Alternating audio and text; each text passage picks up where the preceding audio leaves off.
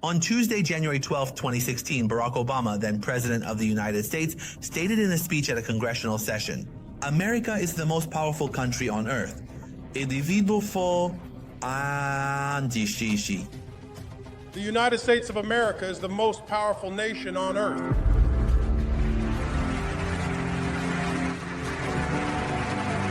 It's not even close.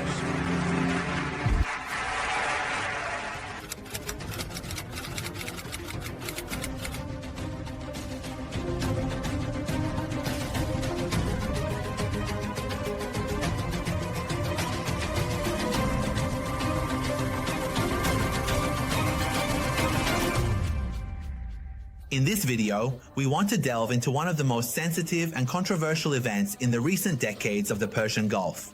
The story of the seizure of 2 American military boats in the Persian Gulf, the arrest of 10 American servicemen by the Islamic Revolutionary Guard Corps, and the strange and unusual crises that this incident sparked on the international stage.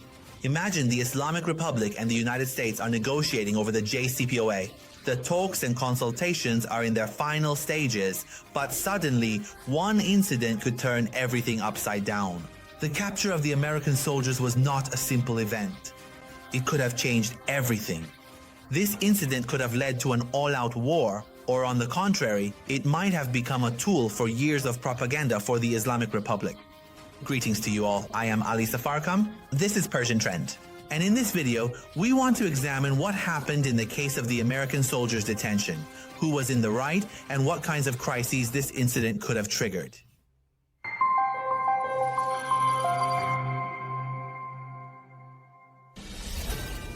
To better understand the incident of the seizure of 2 American military boats in 2015, we first need to take a look at the political and military situation in the Persian Gulf region at that time. The Persian Gulf has always been one of the most sensitive and tense regions in the world. It is a place where the economic, military, and geopolitical interests of various countries, especially Iran and the United States, are deeply entangled. This region is not only vital because of its oil resources and crucial shipping routes, but its waters, especially around Farsi Island, are also areas where Iran, the United States, and other Gulf countries gather intelligence. In those years, relations between Iran and the United States were extremely complicated and tense due to sanctions, Iran's nuclear program, and regional tensions. This incident happened just a few days after the implementation day of the nuclear agreement, or what is known as the JCPOA. At that time, Iran had removed 98% of its nuclear fuel from the country, deactivated its centrifuges, and shut down its plutonium reactor so that about $100 billion of its assets would be unfrozen. But in the United States, many Republicans in Congress had pledged to block the implementation of the JCPOA by passing new bills. Obama, in turn, had threatened to veto these bills in order to protect the nuclear agreement. The United States had also deployed large naval groups, including the Harry S. Truman aircraft carrier group in the Persian Gulf region. This was to maintain its military presence and ensure the security of shipping lanes and its own interests. At the same time, France's Charles de Gaulle aircraft carrier was also present in the region's international waters, which demonstrated the cooperation of Western countries to maintain their influence in this vital area. One of the key points in this region is Farsi Island, an Iranian island in the center of the Persian Gulf, which holds great military and strategic significance. This island is home to one of the important bases of the Islamic Revolutionary Guard Corps, and controlling it means having dominance over the vital routes of ship and military fleet movement in the Persian Gulf. The U.S. Navy's 5th Fleet, which is stationed in Bahrain, is forced to pass through corridors near Farsi Island to enter and exit the Persian Gulf. This area has always been a site of confrontation and intense monitoring by both sides, with the Iranian and U.S. navies constantly encountering each other there and sometimes experiencing tensions. At that particular time, tensions in the region were nothing new. 2 weeks before this incident, the Iranian Navy fired missiles in the Strait of Hormuz that landed just 1,500 yards from the aircraft carrier Harry S. Truman and a French warship. Last year as well, in the Gulf of Aden, an Iranian warship approached a vessel on which an American helicopter had landed and threatened it by aiming heavy weapons and filming the scene. This history of tension showed that any military move or even a naval mistake could quickly escalate into an international crisis. If you remember, in 2007, similar incidents happened in the Persian Gulf, but this time involving the British. At that time, the IRGC Navy detained 15 British military personnel in an area with disputed borders between Iran and Iraq and held them for 13 days. This background demonstrated Iran's determination to protect its own territorial waters. In such an environment, the presence of American and French warships alongside the military bases of the Islamic Republic had greatly heightened tensions and set the stage for an incident like the seizure of American ships.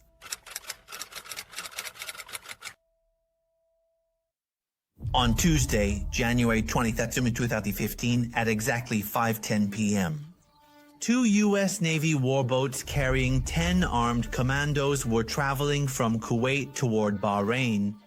These boats, each about 38 feet long, were typically used for patrolling shallow waters and areas close to the shore, and their mission seemed completely routine. But according to American reports, one of the boats experiences a mechanical problem, and the communication between these boats and the command ship is lost before they enter Iranian waters. On that day, an unexpected incident occurs. Due to a navigation error, guidance system failure, and technical issues, the two boats enter Iranian territorial waters near Farsi Island, the very same island that serves as an important and strategic base for the IRGC Navy. This illegal entry is recorded at a distance of about 2 kilometers inside Iranian waters, and the boat's GPS devices also register this precisely. The 214th Marine Commando Brigade of the IRGC, who were on full alert, immediately respond. 4 small IRGC military boats quickly move toward the American boats and surround them with great power and precision. The IRGC forces also confiscate the boat's GPS equipment to document their illegal entry into Iranian waters. In these critical moments, the American sailors find themselves surrounded. They receive the order to stop and are forced to kneel with their hands behind their backs. This scene, broadcast by Iranian media, sparks a wave of reactions around the world. The American sailors, consisting of 9 men and 1 woman, along with their semi-heavy weapons, are transferred by IRGC forces to a military base on Farsi Island. At first, the Islamic Republic suspected espionage and interrogated the sailors to determine their possible objectives. Nevertheless, IRGC commanders announced that these individuals were being held under supervision in accordance with the principles of Islamic compassion. This was happening while the aircraft carrier Harry S. Truman and a French warship were present in the region's international waters, and after hearing the news of the detention, they quickly increased their military activities. The American fleet began conducting military flights over Farsi Island and assumed a combat formation. However, the IRGC forces repelled any provocative actions with strong warnings. After the Americans saw what a mess their forces had made on Farsi Island, they started thinking about launching an attack. At the same time, they scrambled 8 F-18s. From where? From the aircraft carrier that was near Farsi Island. They came down to the surface of the island to a distance of about 300 meters. I thought they were about to hit our watchtower. I said, if you intend to take any hostile action against the borders of the Islamic Republic of Iran, we will defend our borders and our country, and we will bring you down to the depths of the blue waters of the Persian Gulf. He really started to feel the pressure. He gathered up all the planes. I told him, get all the planes back, put them on the deck. At first, American officials claimed that the boats entered Iranian waters due to engine failure, but later they admitted that navigational error was the main cause. In response, IRGC commanders also emphasized that the entry of the boats into Iranian waters was illegal and that Iranian forces acted to protect their country's maritime borders. General Ramazan Zarif, the spokesperson for the Islamic Revolutionary Guard Corps, announced that the sailors are being interrogated to determine whether their entry into Iranian territorial waters was intentional or unintentional. This incident is taking place while, at the diplomatic level, urgent and intensive contacts are being made between John Kerry, the U.S. Secretary of State, and his Iranian counterpart, Mohammad Javad Zarif.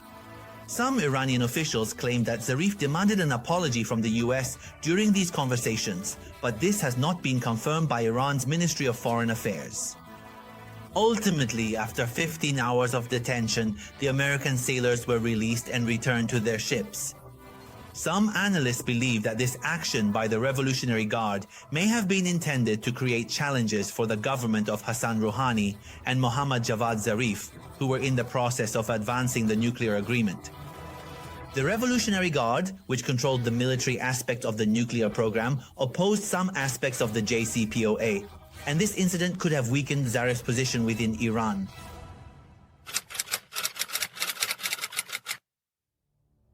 As soon as the incident involving the seizure of 2 American warboats and the detention of 10 U.S. Navy sailors in Iranian territorial waters occurred, political and military reactions from both countries began immediately. The first and most important action was an urgent phone call from U.S. Secretary of State John Kerry to his Iranian counterpart Mohammad Javad Zarif. Kerry, who was meeting with Filipino officials and the U.S. Secretary of Defense at the time, left the meeting and called Zarif. He emphasized that the boat's entry was unintentional, requested the swift release of the sailors, and asked Zarif to resolve the issue as quickly as possible. Zarif responded by saying that the crew members of the boats would be released soon, but Iran's position was that their entry into the country's territorial waters was illegal. Iran requested an explanation from the American side and called for adherence to international laws. On the other hand, the White House described the detention of the Iranian sailors as a provocative act, and the White House spokesperson emphasized that this incident had increased tensions in the region. Nevertheless, American officials initially claimed that the boats entered due to an engine malfunction, but later admitted that a navigation error was the main cause. In response, the commander of the Islamic Revolutionary Guard Corps Navy, Admiral Ali Fadavi, stated that the entry of the 2 American vessels into Iranian waters was due to a malfunction in their navigation systems and that the issue is being resolved. He also emphasized that after this incident, the American aircraft carrier engaged in unprofessional behavior and military maneuvers in the area for about 40 minutes, but thanks to the timely action of IRGC forces, calm was restored to the region and full control was taken by the Islamic Republic. Ultimately, after intense negotiations and repeated diplomatic contacts, the American sailors were released and returned to their ships. This incident demonstrates that even in tense situations, diplomacy and dialogue can prevent the escalation of military crises.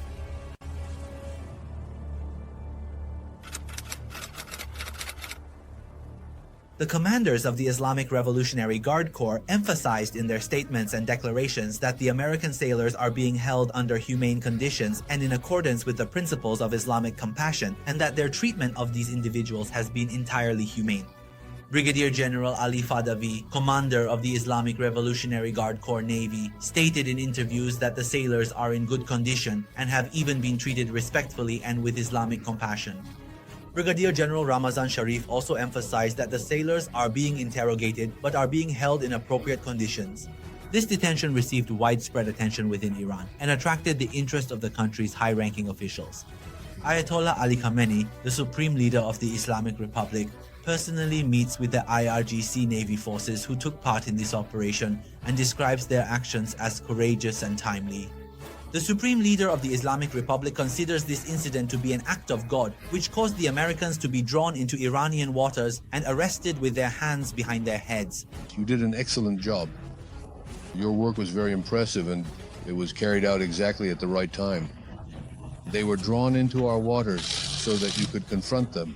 For them to put their hands on their heads like that and all that Truly, this incident was an act of God. This incident happened at just the right time. You also performed excellently. May you live long. On the other hand, Iranian domestic media also published images and videos of the moment the American sailors were detained, claiming that this demonstrated the power and readiness of the Islamic Revolutionary Guard Corps. And from that day on, they showcased this event as a major victory in protecting the country's territorial waters. After hours of tension and intense negotiations, the moment everyone had been waiting for finally arrived. On Wednesday morning at around 8:34 a.m. GMT, news broke that excited everyone. The American sailors aboard their own boats left Iranian waters and returned to the American warships in international waters. This return marked the end of a tense day and the beginning of a new chapter in diplomatic relations between Iran and the United States. The sailors' return to the American warships was met with a warm welcome from the commanders of the U.S. Navy, and the Pentagon announced that these individuals were unharmed and had safely returned to their fleet.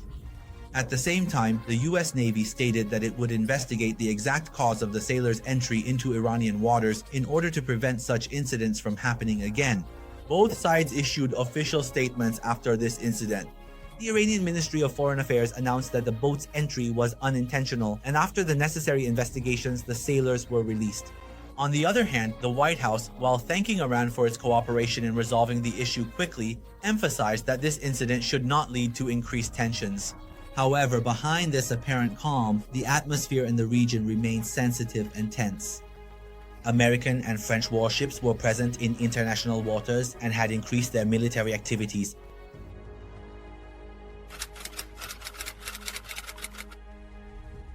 The incident of seizing 2 American warboats and detaining 10 U.S. Navy sailors was not just a simple military event, but triggered a wave of widespread consequences and reactions both inside and outside the United States. The first mysterious action in the U.S. was the dismissal of Eric Rash, the training and readiness commander of the squadron to which these 10 sailors belonged. This dismissal reflected the seriousness of the U.S. Navy in thoroughly investigating the incident and addressing any possible negligence. Internal investigations were launched to precisely determine the reason for the boat's unintended entry into Iranian waters, and military commanders sought solutions to prevent similar incidents in the future. Ultimately, this incident resulted in a major scandal for the Americans, because the prestige they had in the Persian Gulf was tarnished, and the Islamic Republic managed to achieve a propaganda victory without perhaps having to pay any price for it. It was an incident similar to the story of the USS Pueblo, which you can also hear about on the Persian Trade Channel. But what do you think? Do you think in the end this incident worked out in favor of the Islamic Republic, or do you believe the Americans made up for it in another way? Or do you think the IRGC had an intention behind detaining the American military personnel in the Persian Gulf? Did they have a specific purpose? Did they want to sabotage the JCPOA agreement or not? They had acted completely within the law, and it was their right to detain the American military personnel. I read all your comments and will respond to them as much as possible. Until the next video, take care.